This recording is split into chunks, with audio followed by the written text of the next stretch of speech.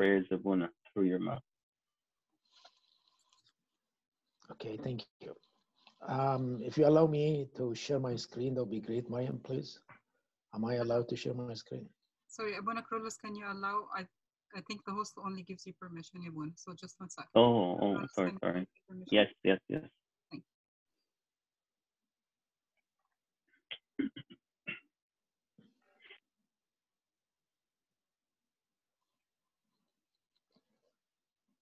Should be okay now. تفضل يا Abuna. Can you see my screen? Yes. Good. Yeah. Okay.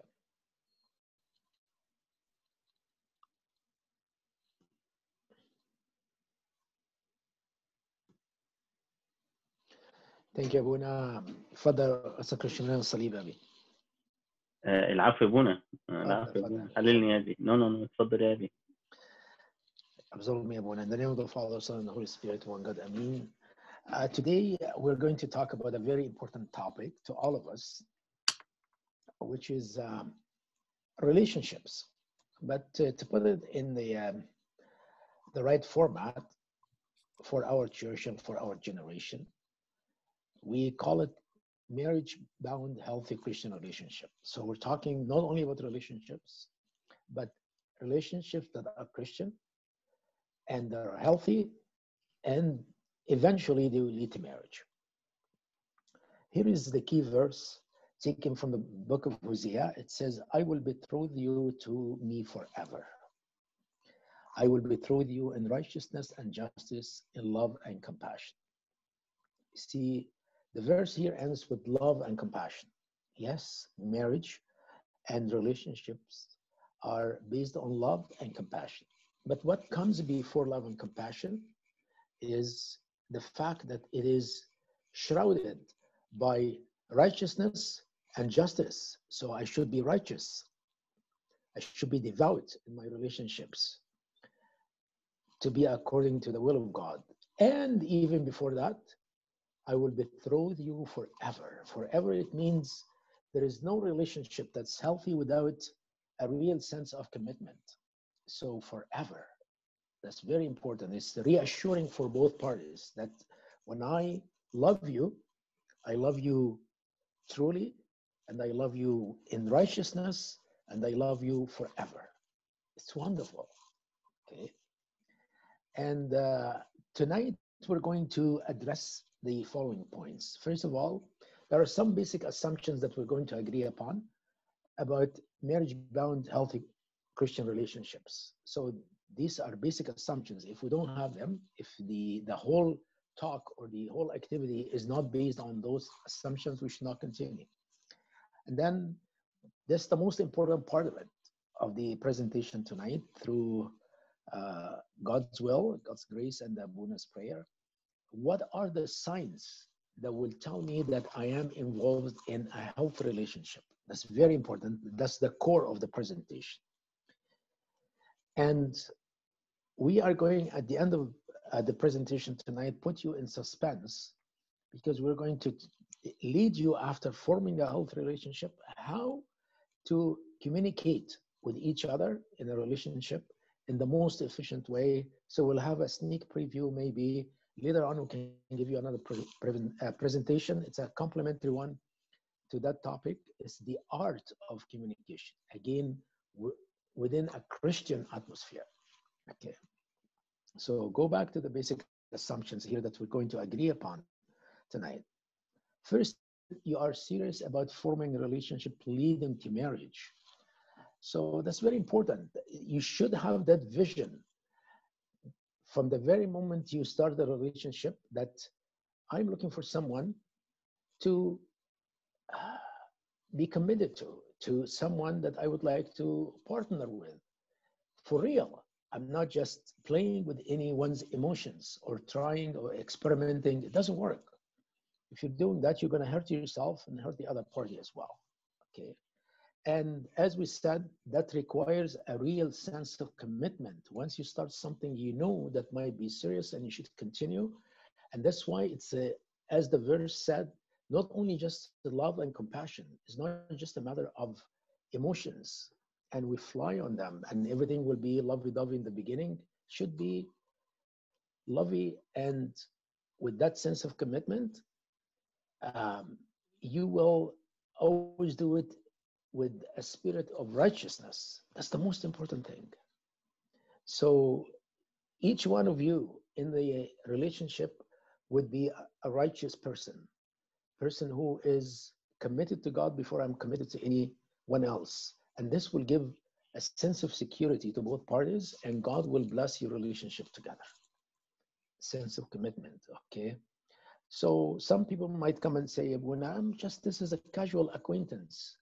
There's no such a thing between a male and female, because if you go out, you start to get acquainted to one another, and one of the two parts could have some high hopes and start to be um, uh, hoping that this is going to lead to something, and maybe in the beginning of the relationship you don't have any feeling.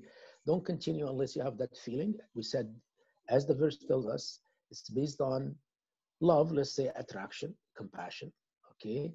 And I'm very righteous. I'm not going to play with the other party's emotions whatsoever. That's very important. And I will give them that sense of commitment from the beginning. It's not just a casual thing. I'm serious, and if it doesn't work, it doesn't work. But I'm not going to hurt someone or go a long way with them and then just dump them all of a sudden like this. We should be very clear and transparent from the beginning. And this might be covered when we talk about the communication. And now, healthy relationships cannot happen overnight. Most people think, oh, well, just go out with someone, see it works, it doesn't work, doesn't matter. No, they need time to develop over that time. As both parts progress in wisdom and spiritual maturity, that's what the verse told us, righteousness and justice. You need time to consult with God, and you need time for God to inspire you what's right and what's wrong in this relationship. So if you're under the umbrella of God's care, you will have the best relationship ever. Okay, but give it time to work out. Don't jump into conclusions, okay? And that's why we're going to talk about a very important, let's see the signs here, and we'll cover all these things, but these are the basic assumptions. First of all, you're serious because you want to get married. You're not just playing. And seriousness will lead you to a sense of commitment that reassure each party involved in the relationship. And you need to give it effort and time to work out. If you don't have these three basic assumptions, you're doing it the wrong way. Okay. Now, once we establish this, let's see the signs that will help me to determine or detect that this relationship is a healthy one. These are the 4 signs, and they have some fancy words here. Don't worry about the language, because we're going to explain everything. The first sign, I call it unexplained genuine peace. Okay. Second one, we call it sustainable feeling of longing. We're going to explain that. And then the relationship or my interest in the other party or the interest in each other is never based on physical attraction. And then in a good relationship, both parties should be seeking and accepting guidance. Okay, these are the 4 signs, and we're going to explain each and every one of them one by one. So genuine peace, what do I mean by that? Here is a nice verse from the book of Philippians. St. Paul tells us, and the peace of God, what's the sign of the peace of God? Which surpasses all understanding, will guard your hearts and minds through Christ Jesus.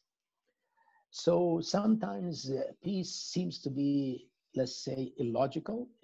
Because it surpasses all our understanding.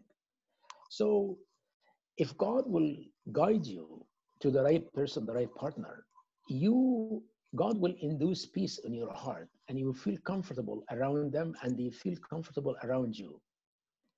They don't have to be necessarily the most beautiful human being ever or the most attractive, but God will induce peace in both your hearts, and you like the way she looks, and she likes you, and more than that, she likes to be around you. She likes your spirit. She likes your personality. That's very important. And this what will induce peace in both your hearts together.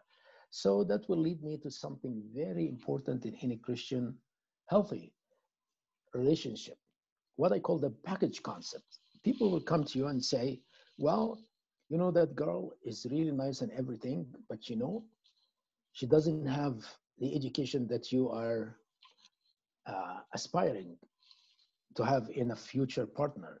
But you would say, no, I like her the way she is. She is highly educated to me. She has a huge amount of public knowledge, wisdom, and I like her the way she is. She doesn't have to be a physician. She doesn't have to be a pharmacist. Or she represents the lady of my dreams. And you go to the lady and you tell her, well, you know, you seem to be at equal physical height. He should be a little bit taller. She said, what are you talking about? I look at his spiritual stature. He's too high to me.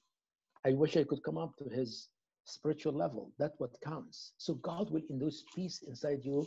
And basically, I want to tell you here, when God induces peace in your heart, you will accept what you see. And the package concept, basically, what you see is what you get. And that will lead me to something very important. Do not ever capitalize on the hope that you're going to change someone's personality traits. People do change, but it takes decades for them to change. If you are acquainted with someone, when he takes you out for a coffee or something, you feel that he's a little bit careful and thrifty with his money. And sometimes he might even make you pay for your coffee and he'll pay for his own coffee. Chances are that he's going to remain like this for life. Yes, people do change, but it takes a lot of time, and you should not capitalize on some false hopes that say, I'm going to change his personality traits. People do not change their personality traits overnight. It takes decades, as I said, for people to change. Remember that. That's why God will induce peace in your heart to accept the other person the way he or she is, what I call the package concept, and do not say, I'm going to work on his height and let him exercise or something, you might gain an inch or two. And you're fooling yourself. What you see is what you get. With God arranged for you, if you don't take it thankfully and peacefully, you should not continue. What you see is what you get. God will induce peace inside your heart that surpasses all understanding, as St. Paul said. And that's why I talked about the package concept. What you see is what you get. Okay. And then part of your peace will be the peace of people around you. Remember that quite well. If you are a wonderful young lady going for another man, and people come to you and tell you, we don't think this is the right match for you. Your parents tell you so, and at the same time, your friends will tell you so, and you go to consult with your priest, and he will tell you so, and you say, no, he's the right man for me. Most probably, you're wrong. You're going against the current, because your peace should be also driven from the peace of reasonable people who are around you, your parents who like you, your friends who like you, and your priest who likes you and prays for you all the time. So remember that quite well. If you're going against the current, most probably you're in the wrong relationship. Okay, and this is very important concept here. Remember that quite well. In a healthy relationship, you should be able in this relationship to be yourself. If you start to put on an act or try to pretend that you are someone that you're not really are, that you are not that person in reality. So if this is what you adding to the relationship, you're not only fooling the other party, but before the other party, you are fooling yourself, because you're going to revert back to yourself. So if this is not what you actually are, then stop it, leave it at the door, and don't pretend.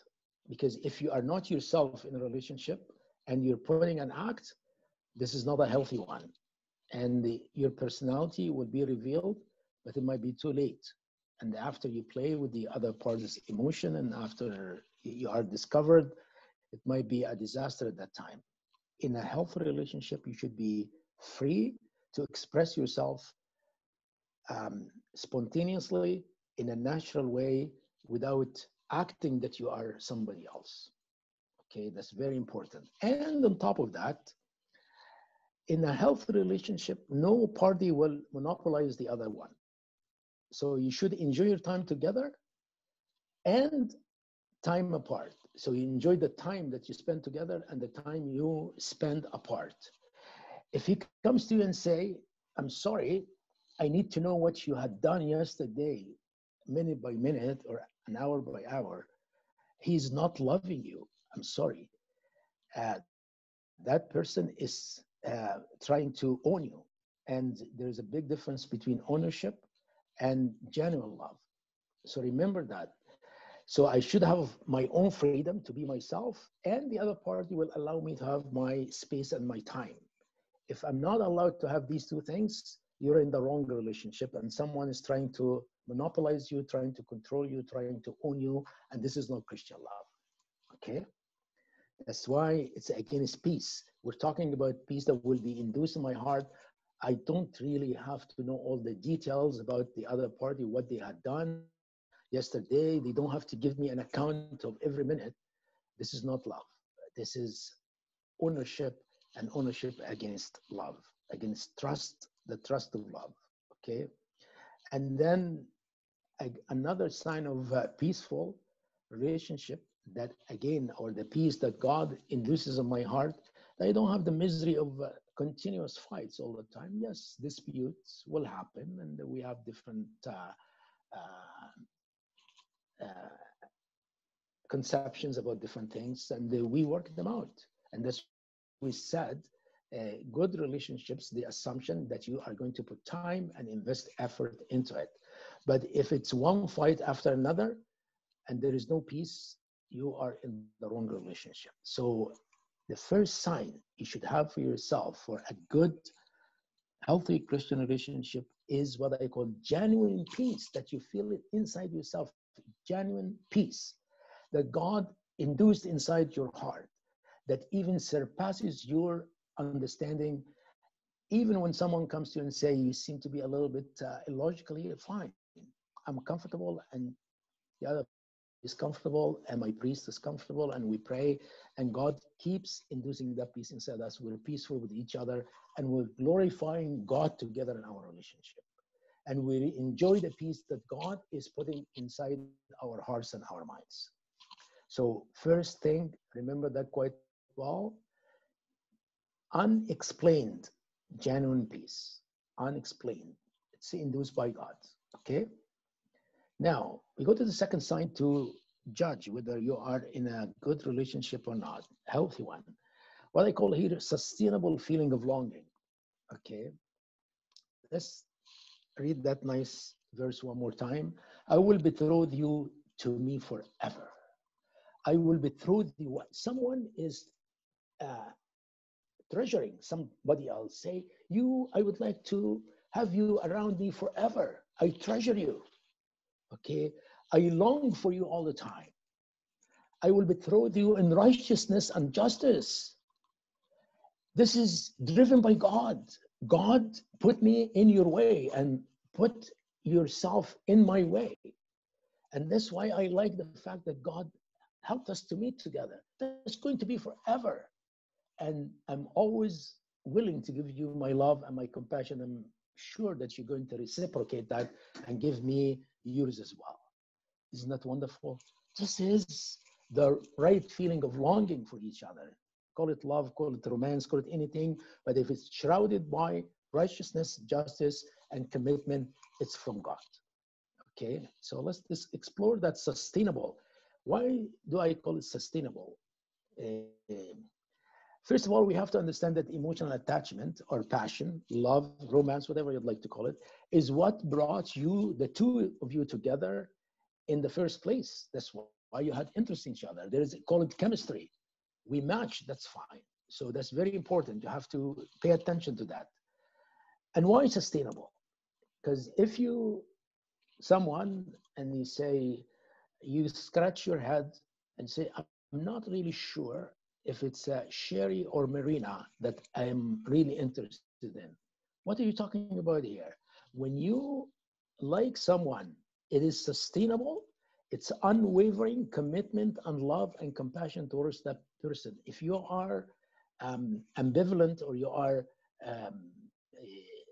hesitating between two persons, you're not in a healthy relationship. You are going to ruin both persons and yourself as well. It doesn't work. You can't have your heart in two places or two people at the same time. That's sustainable. Can't again scratch your head and say, am I going for the right person? No, God will guide you. This is the right person for you. And you feel the same feeling on the other party. Sustainable. It's unwavering commitment of love and compassion. That's very important. Okay. And let's talk about how we manifest love. Listen to that carefully. We're talking about Christian, healthy relationships here. So manifestation of love, if you love someone, okay, and you are the female, your feeling towards the male would be like this. I aspire to have him as my head. I'd like him to lead me one day. I'd like him to be a good husband, to defend me, protect me, to be around me, to be my man. Okay, very important. I aspire to have him as my head. I'm not going to dominate him or something. Actually, I like to be submissive to him because he is so loving. And the least I can do is just to be submissive to him. I'd like him to be the leading person in my life. I look forward to that. If you don't have that feeling as a female, it's not a good Christian relationship, because the way he's going to reciprocate that submission and say, I wish to die for her. You see here the beauty of Christian love? He said, I'd like him to lead me the rest of my life. And at the same time, he's saying, oh, you don't know what I have for you. If my leadership to you requires me to die for you, I'm ready to put my life on the line for you. What else can you aspire as a female or as a male? This is wonderful. And this is exactly what the Bible told us about a good Christian marriage. Said, St. Paul talked to the woman and said, the head of the woman is the man. The head of the wife is the husband. But he turned around to the husbands and gave them a difficult role to play. And he said, love your wives as Christ loved the church and laid his life down for his beloved church. So your submission or allowing him to lead is coming from the fact that he is ready to die for you. We are so much indebted to the Lord because he died for us. We are the bride of Christ. We are the church.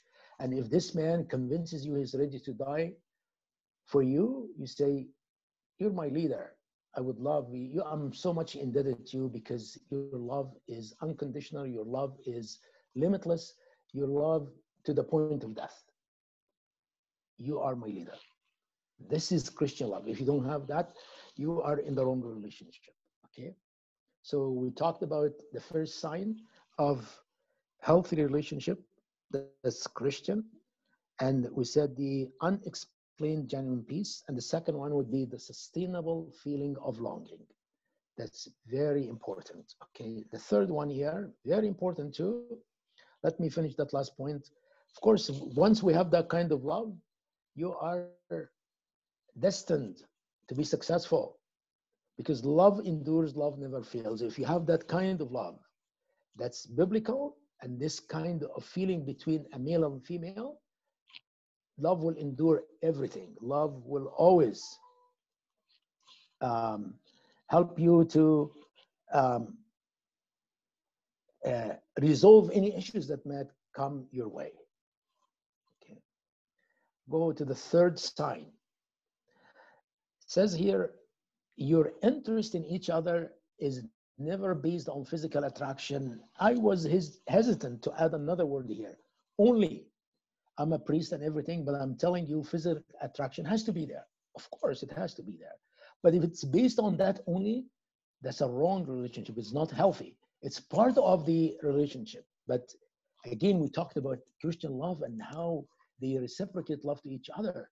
I'd like you to lead me, and he say, I'm ready to die for you, and love will endure forever. This is very sublime Christian feeling. So we should not put too much physical attraction into it, but it has to be there for sure, okay? Listen to this here, what the Bible tells us in the book of Proverbs. It says here, charm is deceitful and beauty is passing. Of course, we're going to age, this is something temporary. Even if you're a beauty queen and he is a movie star. But a woman who fears the Lord, you remember how the Christian love, what the Christian love is based on, love and compassion, righteousness and justice. But a woman who fears the Lord, who is righteous, she shall be praised forever. So the right man will see your inner beauty that nobody else can see but him, or not, most people cannot see as much as he sees it inside you. And this is the source of beauty that impresses him, that's captivating to him, okay? So are you impressed with the physical appearance or the personality? So someone will come to me and say, Abuna, she is so beautiful, Abuna. She's so attractive. I said, yes, good. Yes, she is. So said, yeah, I feel so much attracted to her every time I see her. Look at her, Abuna. She's a beauty queen. Yes, I'm waiting. Nothing so far tells me this is a good relationship. Or someone comes to me, excuse my, what should I say? My language is not very priestly, but I'm just using expressions that could be heard here or there. A female will come to me and say, Abuna, this man is so hot. Yes, fine. He's a movie star, he's hot and everything. What else? But if you come to me and say, Abuna, when I talk to my friend over the phone, I feel falling in love with her. I don't have to see her. Wow. Now I sit back and say, God, thank you. This is a good relationship. It's not based on physical attraction only. This is a very mature, very wise relationship guided by God. See, I love her over the phone. God will guide you because the spirits are merging together before the bodies are attracted to each other. That's very important, okay? And here, this is a very important piece of advice coming from St. Peter to all the females. Your beauty should not come from outward adornment. Of course, females, they like to look fashionable. They like to follow the fashion and look attractive. Fine, that's fine. You shouldn't be doing it in excess. You should not look too shabby, and you should not look flamboyant either. Okay, and instead it should be that of your inner self. Listen to this. That's the real beauty. That will impress you. Impress the other party about you.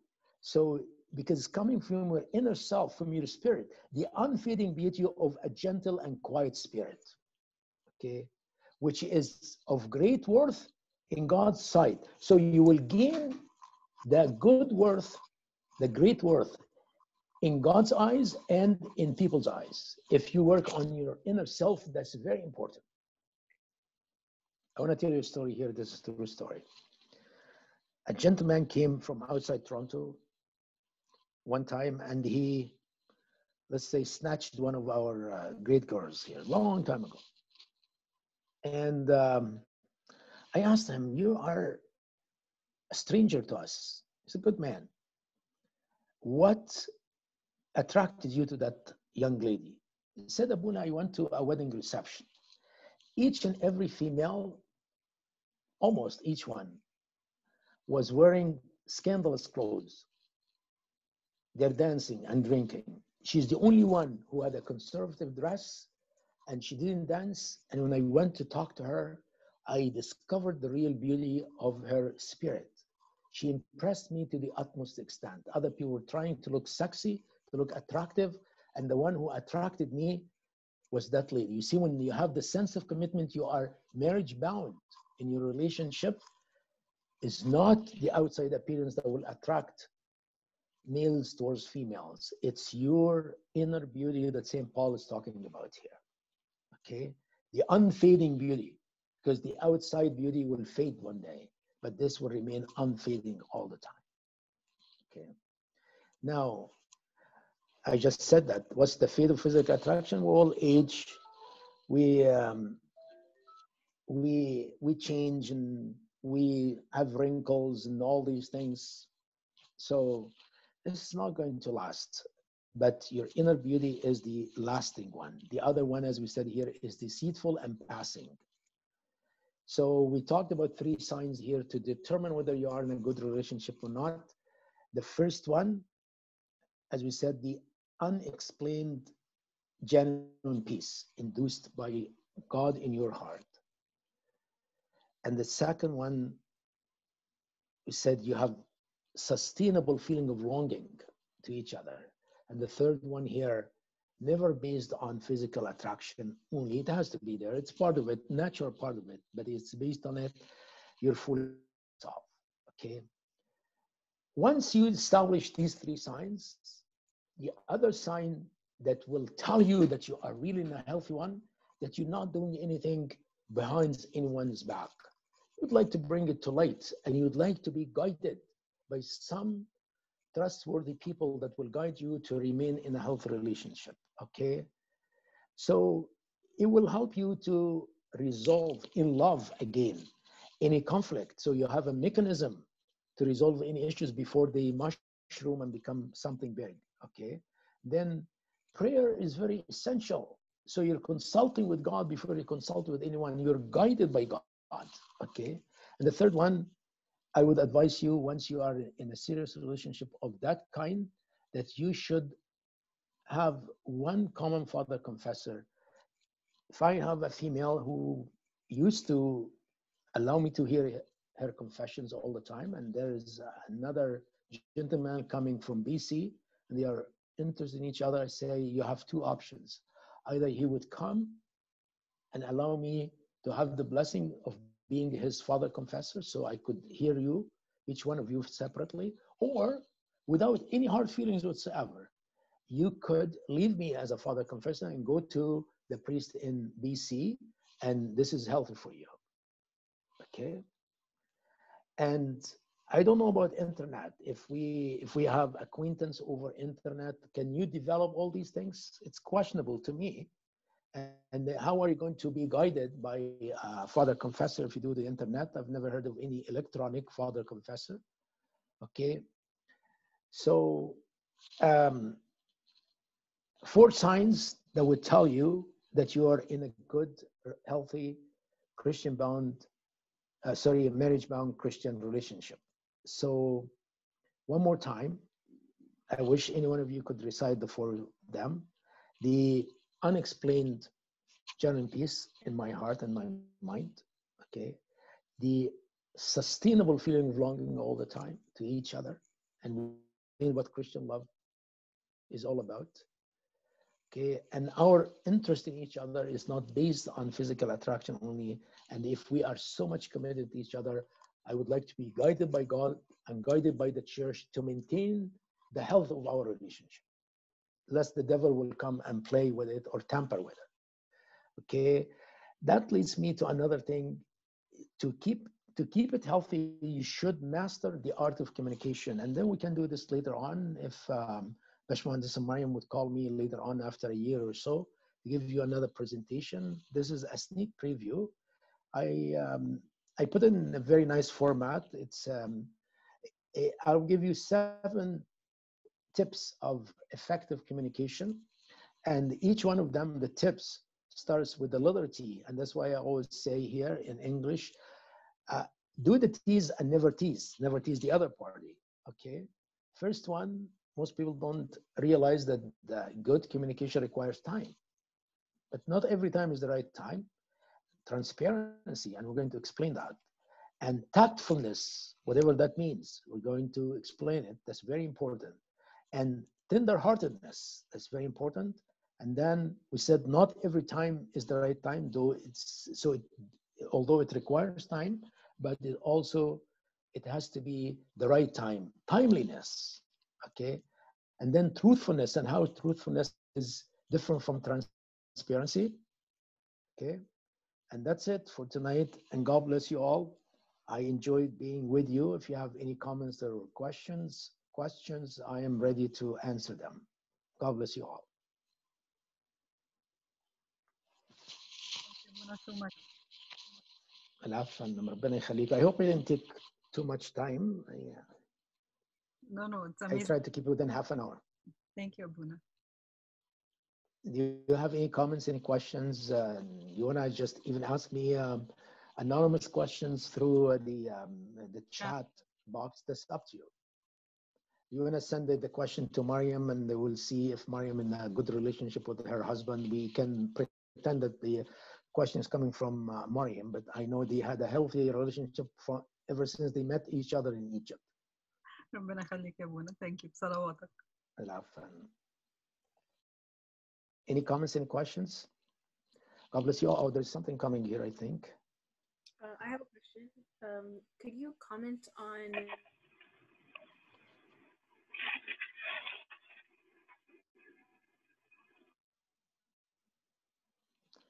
Can I comment on what? I couldn't hear the rest of the question. love at first sight? So back to your Sure. You can comment on it based on what I said.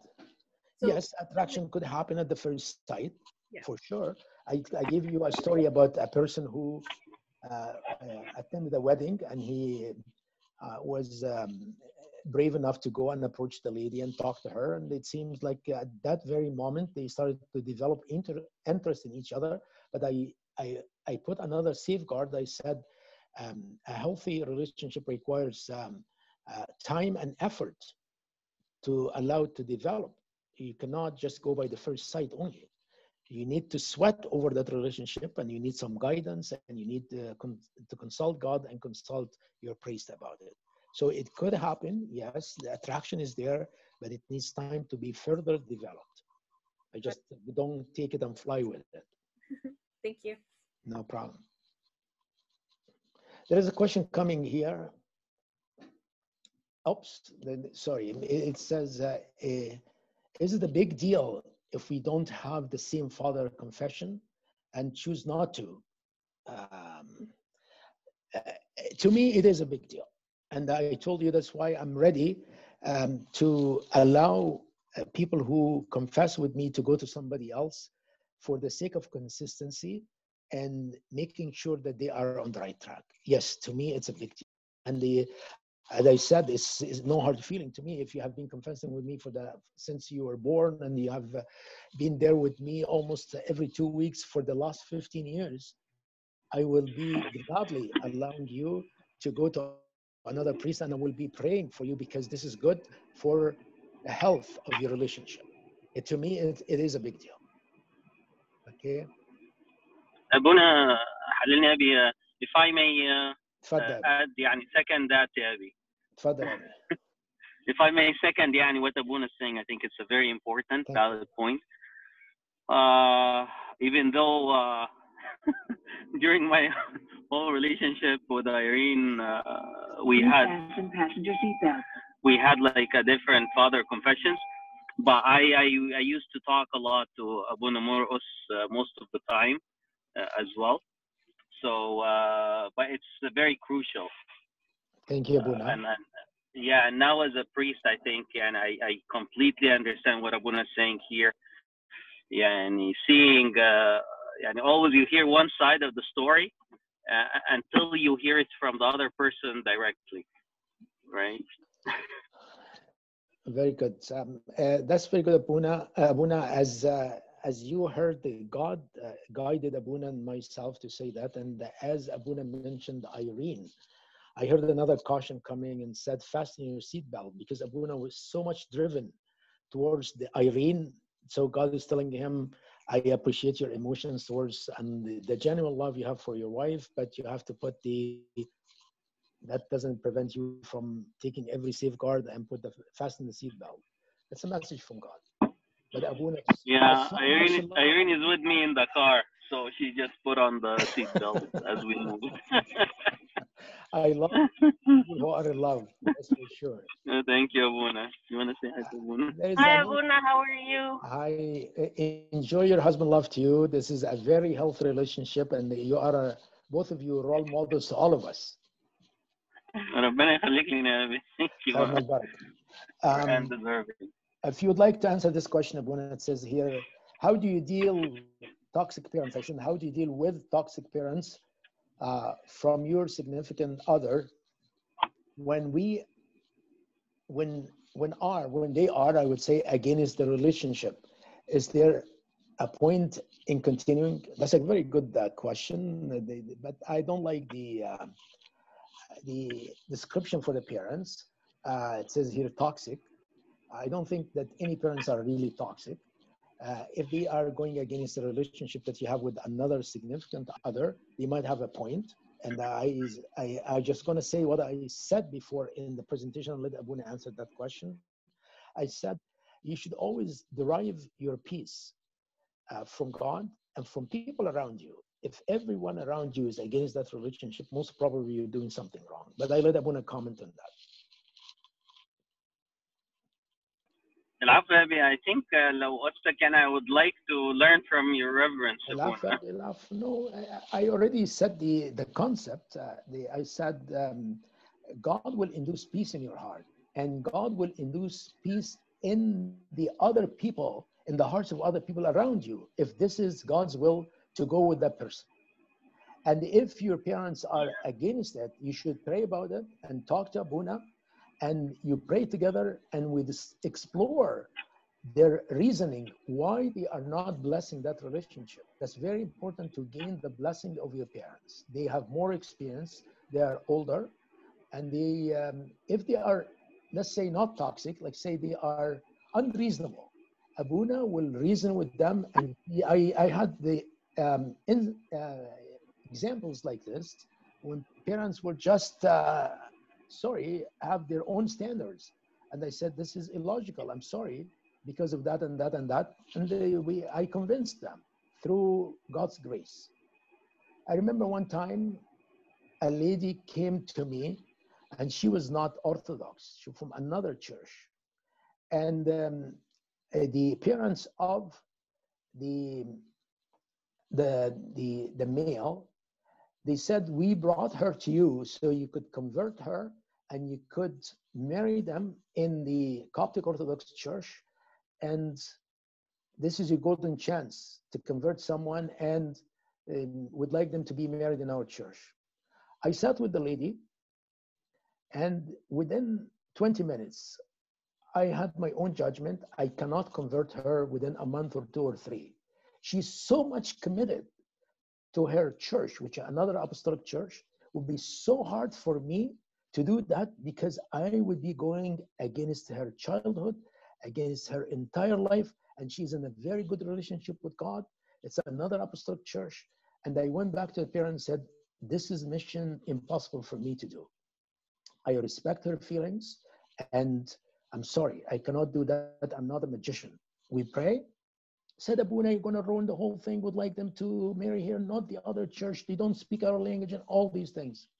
Said, I'm sorry, I cannot do that. She is so genuine in her relationship with God within that atmosphere of the other church, and I'm not going to force her against her inclinations. And I just want to tell you something. I think about 2 months ago, the father of that gentleman came to me and said, Abuna, you are absolutely right. We would have been going against her natural inclination to force her to do just to pretend that she's converted, she has been converted, but she was not genuine in this change. And by the way, I want to tell you, she started to come to the Coptic Church and to like us based on the fact that I acted in a fatherly fashion. So that attracted her to our church more than anything else, through the grace of God. I'm not attributing any wisdom to myself or anything like this, but I'm telling you, Abuna will have some guidance from God. It's not only his judgment, okay? There is a very long question here. Let me read it here. Hi, Abuna, how do you people and the pandemic? Abuna, if I may add a little bit for the in-laws, I think Abuna, we started doing good job with the marriage preparation courses, but I think maybe there is a need to add a segment in there, like within the marriage preparation, like a session where the in-laws are also taking one or two sessions in there. It would be very helpful because there are sometimes many unfinished businesses with the family of origin that needs to be worked out, as your reverence mentioned. So and the opinion of the parents many times is very valuable, but also sometimes the couples themselves, one or the other might, like your reverence mentioned earlier, wants to kind of like own me, kind of. It's definitely, if I may, and just add this, Absolutely. I wish to see like the in-laws being counseled as well before marriage. I agree on that. If you can add that, that would be amazing. There's another question here. If we have the time to read it and answer it, that would be great. Do you have the time, Mariam? Yes, Abuna, fun. It says here, hi, Abuna, how do we meet now? How do we meet new people in the pandemic?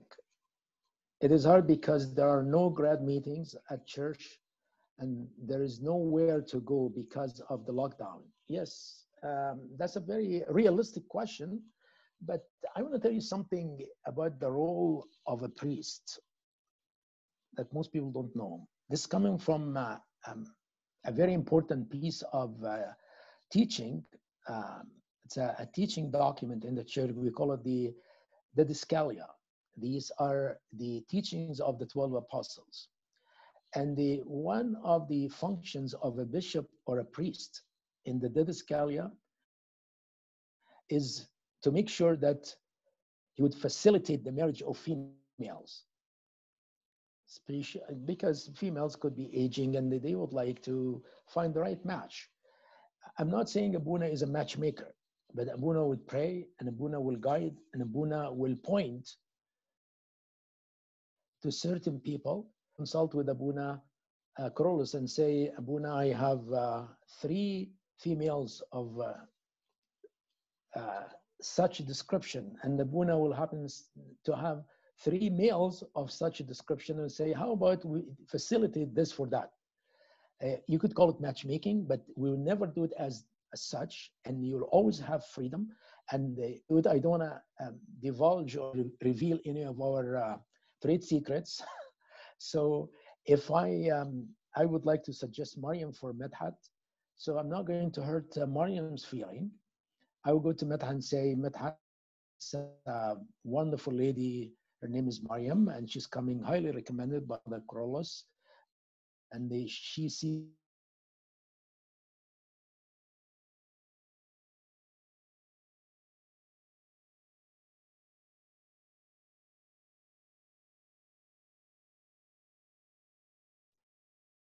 Abuna, you're breaking.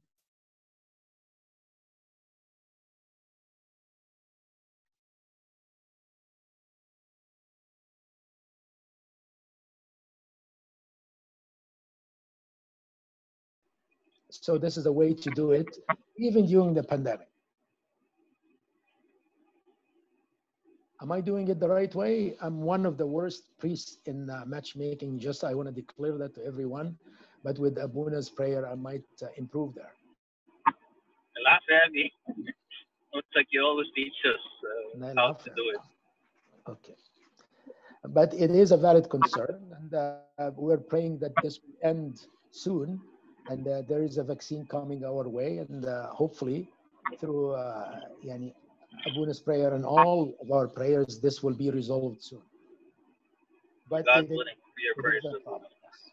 It's a very valid question. Let's see if there's some other messages here. No. Oh, yes.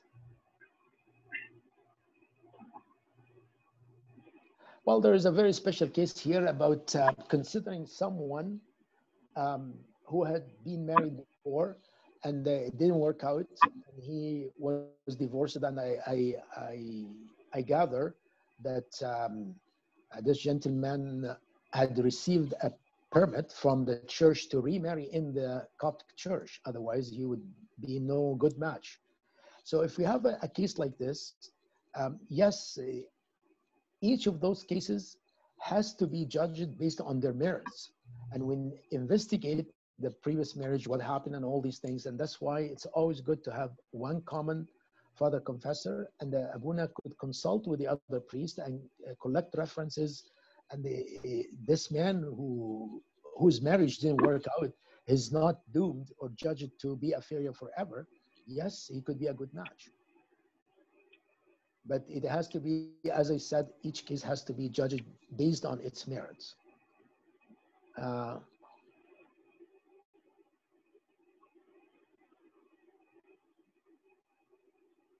Someone is asking me about the reference where it says that the marriage should be facilitated by the priest. No problem. I'll find it out from the Discalia and pass it on to Father Carlos. He might share it with you. It will be a blessing, Abuna, for me to learn too. No problem, Abuna. ربنا يخليك لينا. Thank you so much for your time and for listening to me. And maybe next year, it's not too far next year, Mariam could call me back and we go for the second part of the series. We teach you the art of communication for those people who would like to, again, to develop a good relationship. Thank you so much, Abuna. Yes, of course, Abuna. Of course, we'll love to have your reverence. Even maybe, if it's the next, we're going to be, I think, off for 2 weeks because, like, the following week is the New Year and the one after is the Nativity. So I think we're going to be off for the 2 weeks, right, Mariam? Yes, Abuna.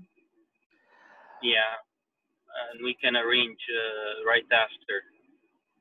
It would be a great blessing, Abuna, so we don't break the flow.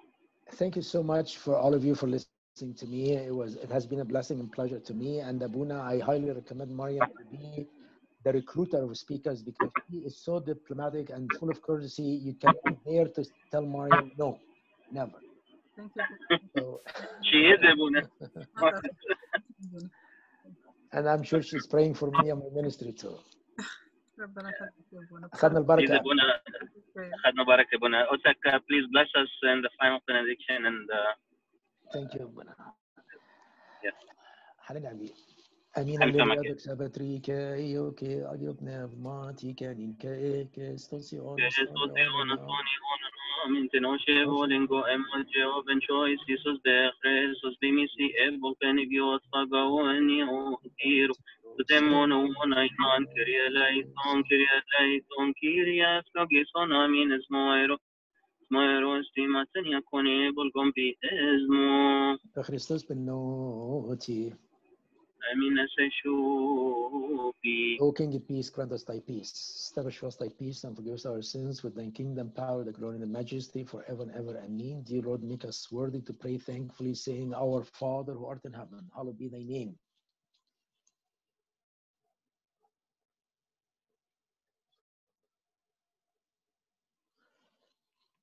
صرفنا عبيد تفضل. العافية بتفضل Abuna. تفضل. Okay, Abuna. Just because I'm still driving, so I don't have my camera on and I'm not looking, so I'm just gonna. And now the love of God the Father, the grace of His only begotten Son, our Lord God and Savior Jesus Christ, the gift and command of the Holy Spirit be with you all. Go in peace. The peace of the Lord be with you.